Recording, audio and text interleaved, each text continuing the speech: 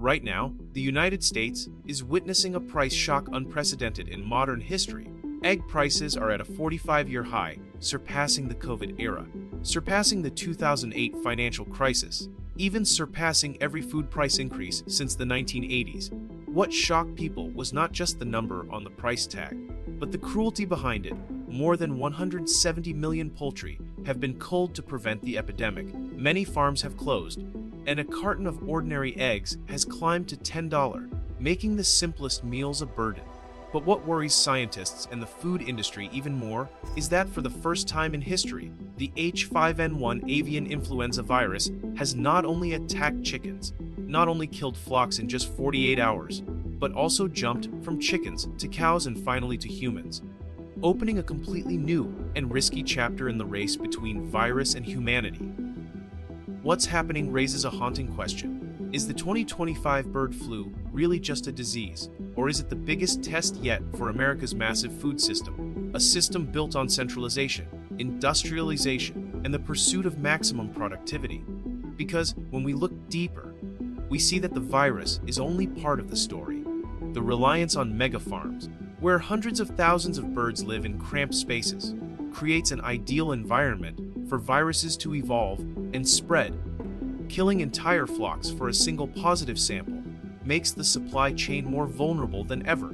And when the virus appears in cows, animals with biological receptors similar to humans, the risk of cross-species transmission, even between humans, becomes a dark cloud hanging over the top of the multi-hundred-billion-dollar industrial food system. Every time egg prices rise, people hear a new reason: disease, feed costs, transportation. But this time it goes beyond the usual explanations. 170 million animals culled in just a few years, thousands of farms put on alert, and the fact that the virus is quietly creeping closer to humans begs the question: is the American food system too fragile to face a threat so small it's invisible? And more deeply, is the 2025 bird flu not just about chickens, but also about how we depend on a supply network so fragile that a single change can destabilize the economy?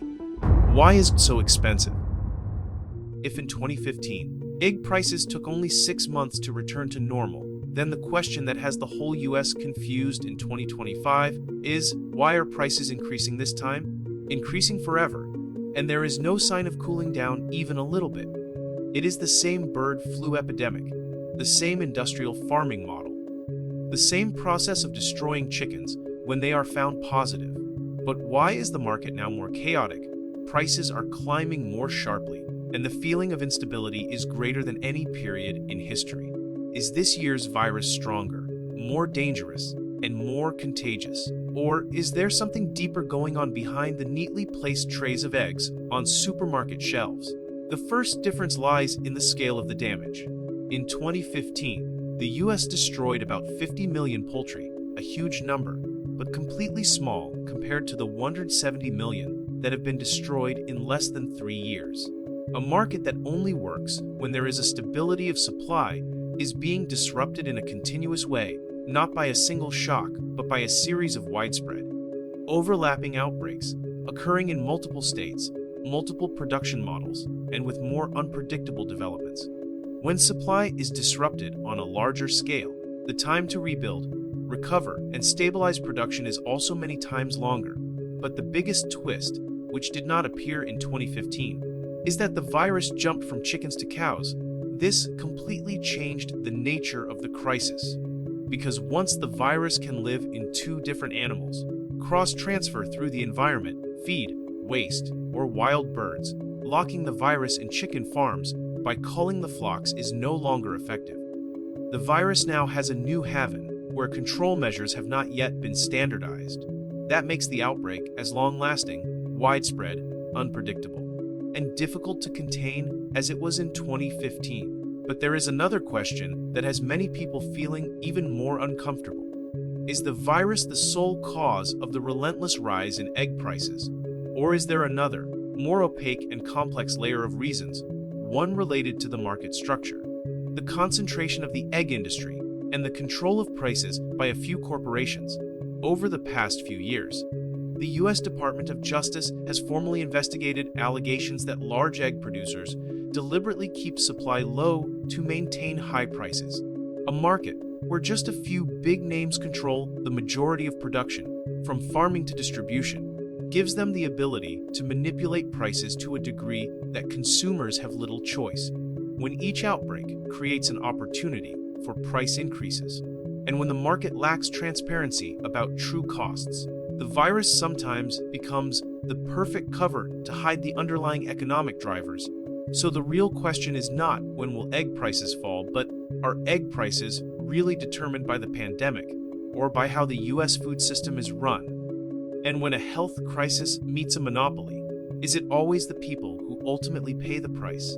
Looking back at the history of egg prices in the US, we see an interesting thing each time the price spike is associated with an event, but never has the market been as chaotic and prolonged as in 2025. In 1983, the first avian flu epidemic recorded in the US caused the country to experience its first egg price shock. But the scale was still small, production was dispersed, and there was no industrialized farming model like today, so the market soon returned to normal. By 2003, egg prices increased again, but this time the cause came from a short-term supply shortage due to changes in seasons and production costs, a slight boost that disappeared, not causing much obsession. However, 2015 was the time when Americans felt the fragility of the egg supply chain on a large scale. The H5N2 avian flu virus at that time wiped out 50 million poultry, causing egg prices to nearly double. But surprisingly, just 6 months later, prices returned to their old levels. Why?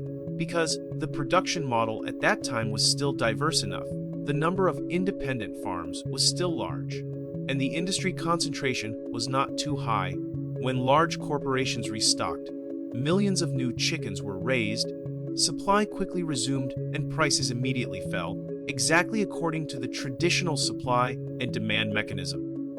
Everything happens like a competitive market, from supply shock to price increase to production expansion and price decrease.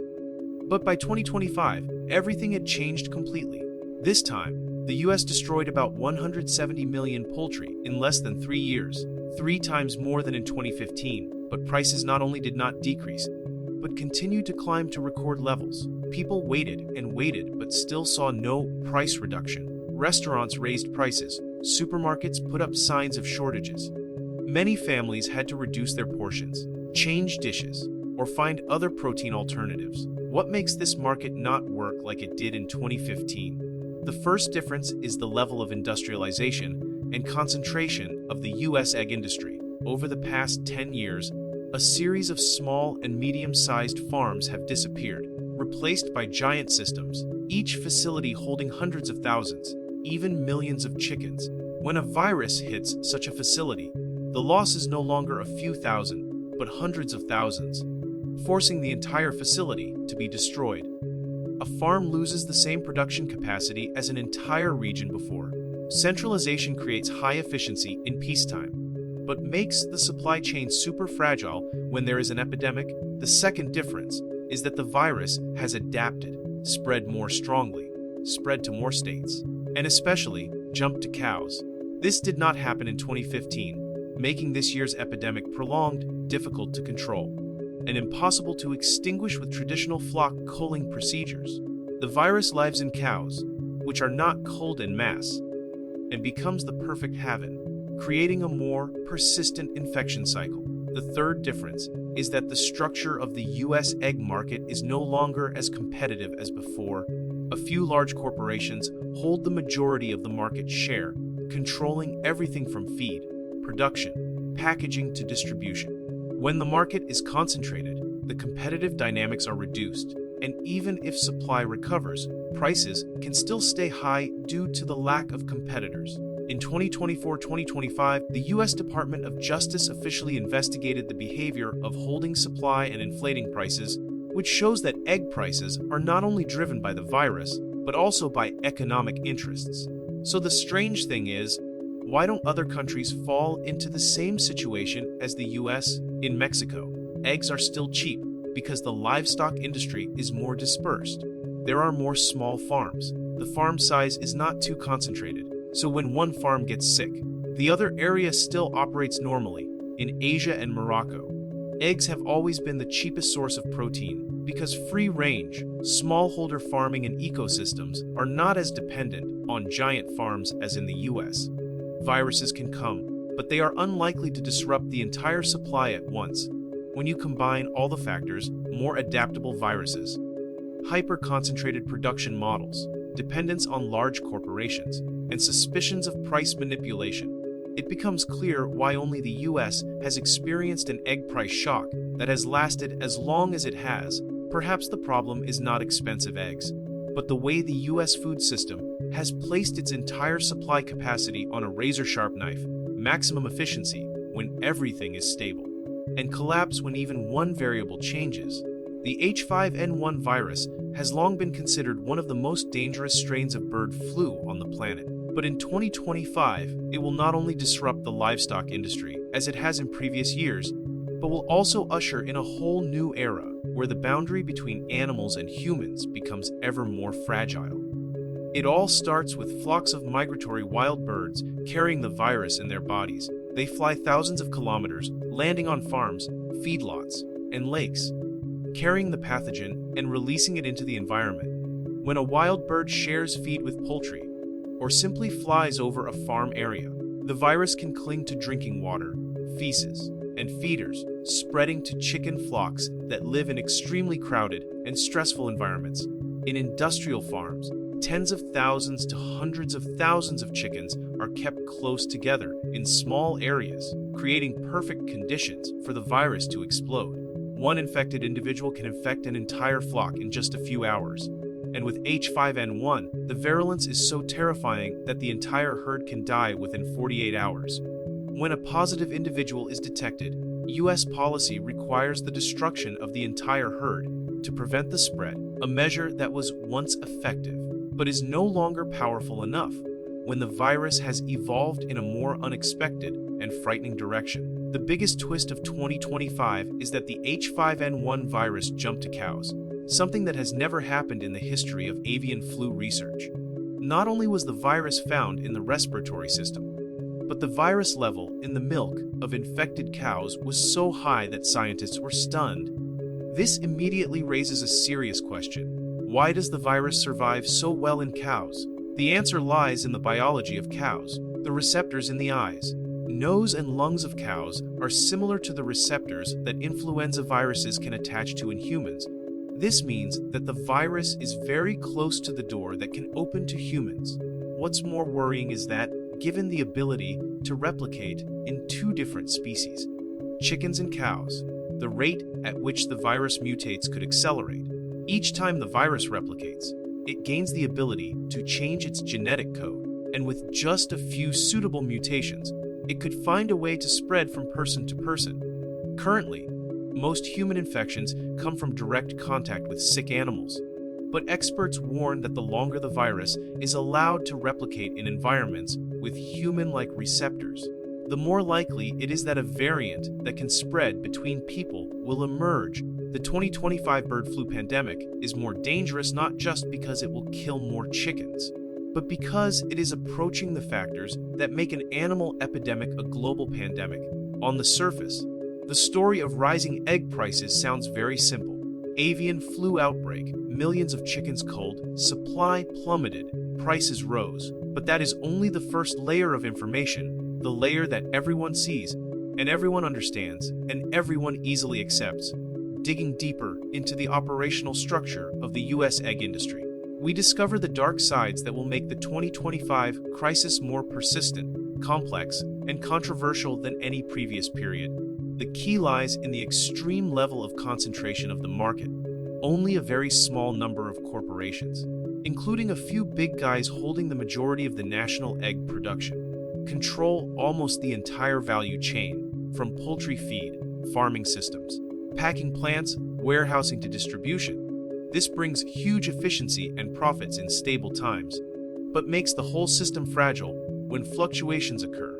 When a large corporation is affected by an epidemic, the impact is no longer limited to a few farms, but can shake the entire market. And it is worth mentioning that this concentration creates pricing power that small farmers or consumers cannot counter.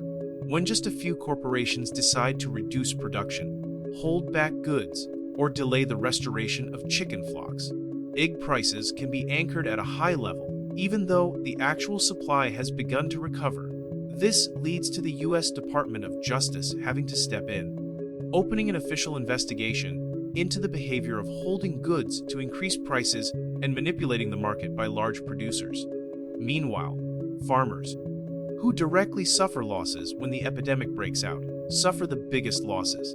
When a chicken tests positive, the entire flock must be destroyed, which means farmers immediately lose income, lose capital, and lose the cost of restocking. They have no bargaining power, no ability to control prices, and no ability to decide when to sell. Independent farms, already few in number, are even more vulnerable to being wiped out during prolonged outbreaks. In stark contrast, large corporations receive hundreds of millions of dollars in compensation and subsidies from the government. USDA policies are designed to help the food industry, but they have inadvertently created a frightening imbalance. The larger the farm, the more compensation is given, when losses are covered by subsidies. The incentive to change farming models, apply biosecurity measures, or move to a decentralized model is reduced. Some experts warn that this model creates a moral hazard. If the government covers the losses, corporations have no incentive to reduce risks or improve farming conditions, while consumers still have to pay higher prices. What makes many people uncomfortable is the feeling of injustice. Farmers lose their herds and go bankrupt. People lose money and have to pay high prices, and large corporations still profit. Meanwhile, egg prices, which should have fallen as supply recovered, remain stubbornly high. So the burning question suddenly became, are eggs expensive because of the pandemic or because of the economic model? The virus was just the spark, but it was the way the market was organized, the centralization and monopoly of pricing power that fueled the fire. And when profits are in the hands of a small group and costs are spread across society, it is no longer difficult to understand why egg prices have not fallen. What is difficult to understand is, why have we allowed this to happen for so long? Eggs have long been considered one of the basic sources of nutrition for humans, not only because they are cheap, easy to find, easy to preserve, but also because their biological value is almost perfect. In most countries, eggs are in the top 3 cheapest sources of protein in the world, surpassing meat, fish, and milk in terms of cost per gram of protein. But what makes eggs the backbone of millions of meals, from poor families to giant industrial kitchens, is not only cheap, but also because they provide a nearly complete form of protein, containing all the essential amino acids, vitamins B12, D, choline, and healthy fats that help the body maintain energy and regenerate muscles. Not only stopping at basic nutrition, eggs also play a special role in the ability to increase endurance, increase labor performance, and even enhance male hormones, a factor that few dishes can do. Studies show that egg yolks contain a large amount of good cholesterol, the raw material for the body to produce testosterone, the key hormone that determines male physiological energy, muscle strength, desire, and vitality. In addition, eggs also contain vitamin D, a substance closely related to testosterone production, improving mental health, increasing energy, and supporting the immune system. This explains why many bodybuilders, manual workers, or middle-aged men are often advised to eat eggs every day to maintain physical strength and physiological performance. One thing that makes eggs the most popular dish on the planet is the ability to be endlessly processed, boiled, fried, sunny side up, steamed, poached, whipped, made into sauces, made into cakes, made into noodles, made into mayonnaise. Every culture has at least one dish with a characteristic flavor from eggs. This is why breakfast restaurants cannot operate without eggs, from omelets, bacon and eggs, egg muffins, egg toasts, to soft-boiled eggs in Japanese ramen or fried eggs in Vietnamese pho. For bakeries, eggs are almost the soul of the entire industry. Without eggs, the structure, moisture, and rise of the cake cannot be created. Without eggs, sponge cakes cannot be spongy, cookies cannot be crispy, and cream cannot be stable. A bakery without eggs is like a cement factory without limestone. all formulas collapse. For the poor, eggs are a lifesaver. For just a few dollars, they can provide their families with a protein-rich meal, more nutritious than meat or fish, which have become too expensive.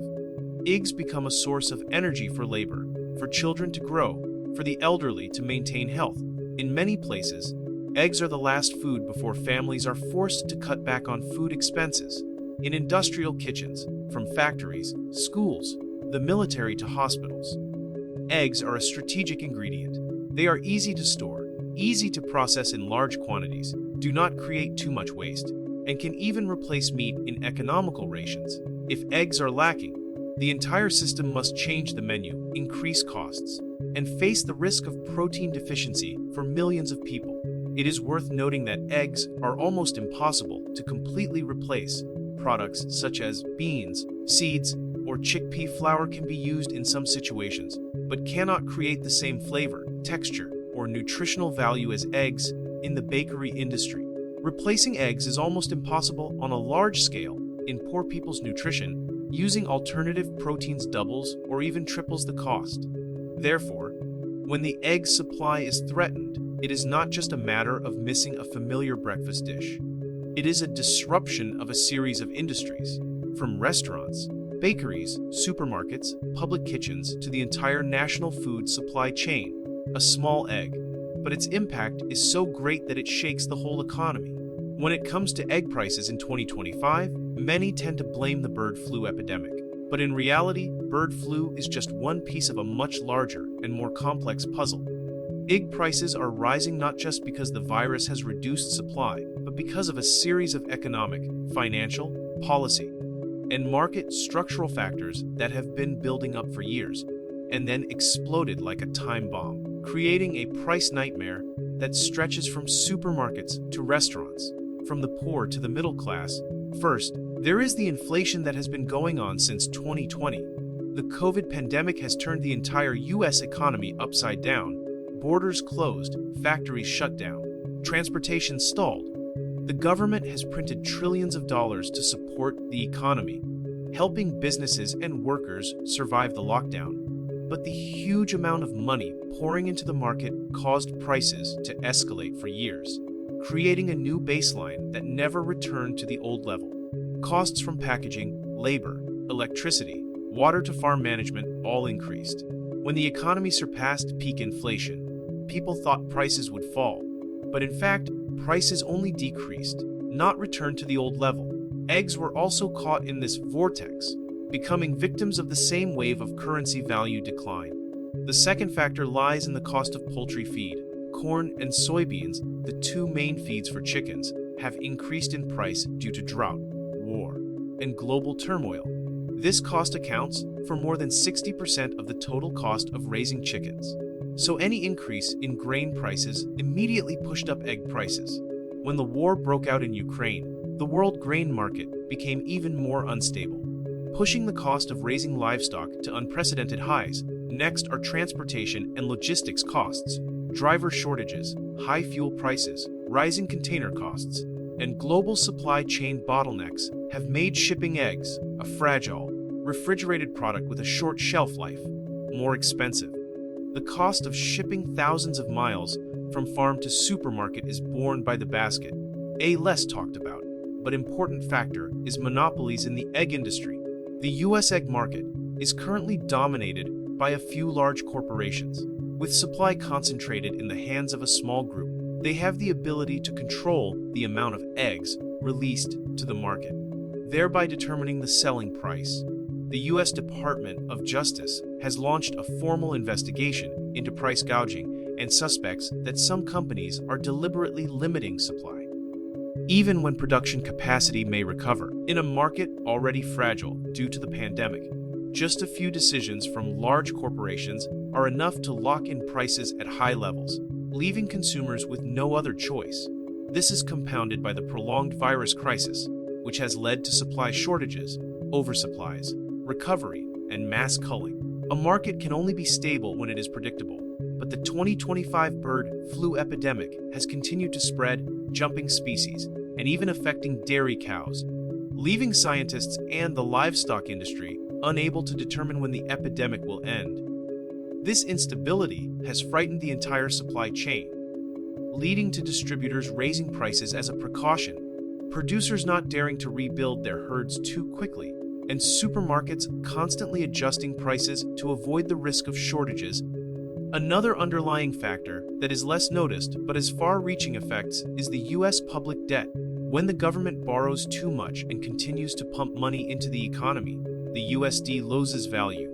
When the USD weakens, everything imported or with a global supply chain becomes more expensive. Food is one of the most affected industries, and eggs, which require imported feed, equipment, energy, and transportation, are dragged down along with the general price increase. And combine all these factors, and you no longer see a simple virus makes eggs expensive story. Instead, it's a perfect storm: persistent inflation, high production costs, rising transportation costs, monopoly pricing, disease disrupts supply, weak dollar, everything implodes. The end result: one small egg now carries the weight of the US economy, and the one who pays the price is always the consumer. When it comes to egg prices in 2025, many tend to blame the bird flu epidemic, but in reality, bird flu is just one piece of a much larger and more complex puzzle. Egg prices are rising not just because the virus has reduced supply, but because of a series of economic, financial, policy, and market structural factors that have been building up for years, and then exploded like a time bomb, creating a price nightmare that stretches from supermarkets to restaurants, from the poor to the middle class. First, there is the inflation that has been going on since 2020. The COVID pandemic has turned the entire US economy upside down, borders closed, factories shut down, transportation stalled. The government has printed trillions of dollars to support the economy, helping businesses and workers survive the lockdown. But the huge amount of money pouring into the market caused prices to escalate for years, creating a new baseline that never returned to the old level. Costs from packaging, labor, electricity, water to farm management all increased. When the economy surpassed peak inflation, people thought prices would fall. But in fact, prices only decreased, not returned to the old level. Eggs were also caught in this vortex, becoming victims of the same wave of currency value decline. The second factor lies in the cost of poultry feed, corn and soybeans. The two main feeds for chickens have increased in price due to drought, war, and global turmoil. This cost accounts for more than 60% of the total cost of raising chickens. So any increase in grain prices immediately pushed up egg prices. When the war broke out in Ukraine, the world grain market became even more unstable, pushing the cost of raising livestock to unprecedented highs. Next are transportation and logistics costs, driver shortages, high fuel prices, rising container costs, and global supply chain bottlenecks have made shipping eggs, a fragile, refrigerated product with a short shelf life, more expensive. The cost of shipping thousands of miles from farm to supermarket is borne by the basket. A less talked about but important factor is monopolies in the egg industry. The US egg market is currently dominated by a few large corporations, with supply concentrated in the hands of a small group. They have the ability to control the amount of eggs released to the market, thereby determining the selling price. The U.S. Department of Justice has launched a formal investigation into price gouging and suspects that some companies are deliberately limiting supply, even when production capacity may recover.